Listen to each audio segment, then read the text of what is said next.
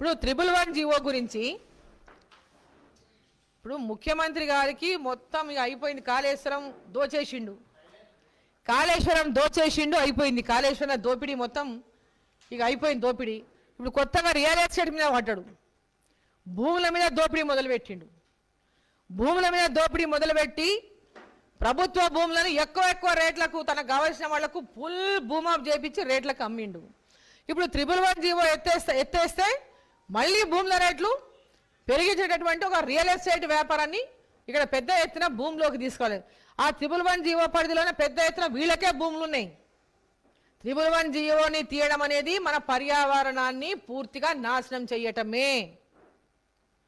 111 జీవోని ఎత్తేయడం అంటే పర్యావరణాన్ని పూర్తిగా నాశనం చేయటమే. హైదరాబాద్ నగరానికి ప్రత్యేకతను మనం కోల్పోవడమే. దేశ విదేశాల నుంచి ఇతర రాష్ట్రాల నుంచి మన హైదరాబాద్ నగరాన్ని ఎందుకు కోరుకుంటారు? ఇన్నున్న వాతావరణాన్ని కోరుకుంటారు. ఇక్కడ ఉన్న వాతావరణం కానీ ఇన్నున్న ఎన్విరాన్మెంట్ కానీ దానికోసం మన హైదరాబాద్కి వస్తున్నారు. ఇది కూడా రేపు ఒక బాంబే లాగానో కలకత్తా లాగానో అడ్డగోలుగా హైదరాబాద్ చుట్టుముట్టు ఎన్నో అన్లిమిటెడ్గా బిల్డింగ్లు చేసి అంటే కంప్లీట్గా దాన్ని పొల్యూషన్ ఈరోజు అరికట్టడానికి బదులుగా కంప్లీట్గా పొల్యూషన్తో నింపేటటువంటి ప్రయత్నంలో భాగమే ఈ 111 జీవో ఎత్తేయడం. అంటే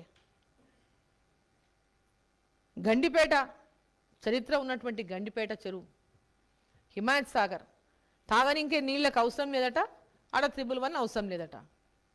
ఎవరైనా ఇటువంటి మాట మాట్లాడేటటువంటి వాళ్ళు ఒక ముఖ్యమంత్రి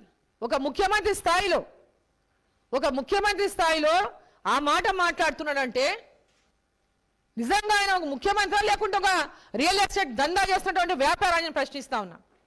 ఎవరికి మేలు చేయడం కోసం 111 జీవో ఎత్తేస్తా అంటున్నాడు. ఎట్టి పరిస్థితుల్లో కూడా పట్టణ ప్రజలందరూ కూడా హైదరాబాద్ నగర ప్రజలందరూ దీని మీద ఉద్యమించాల్సిన అవసరం ఉంది. ఈ యొక్క 111 జీవోని ఎత్తేస్తే నగర ప్రజలందరూ ఉద్యమించాల్సినటువంటి అవసరం ఉంది. ఈ హైదరాబాద్ ప్రత్యేకత మనం పూర్తిగా కోల్పోతాం 111 జీవోని కనుక ఎత్తేస్తే. పర్యావరణాన్ని కోల్పోతాం. మనకు 4 చుట్ల గోడలు తప్ప ఇంకేముండవు హైదరాబాద్ చుట్టుముట్టు. మన గాలి పీల్చుకోలేం. కాబట్టి ఈ విషయాన్ని అందరూ కూడా గ్రహించాలని, 111 జీవోని ఎత్తేసే దాంట్లో ప్రతి ఒక్కరూ దీన్ని వ్యతిరేకించాలని, కేవలం ఒక వ్యాపారమనో కొందరు తమ స్వలాభాల కోసం హైదరాబాద్ యొక్క పర్యావరణాన్ని చరిత్రని నాశనం చేసేటటువంటి వ్యవస్థని దయచేసి స్వాగతించొద్దని చెప్పి నేను కోరుతా ఉన్నా.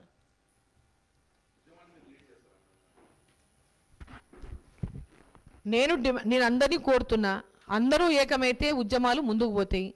ఈ విషయంలో అందరూ ముందుకు రావాలి. 111 జీవో ఎత్తేయడం అనేది హైదరాబాద్ నగరానికి పెద్ద దెబ్బ. హైదరాబాద్ నగరం పూర్తిగా తన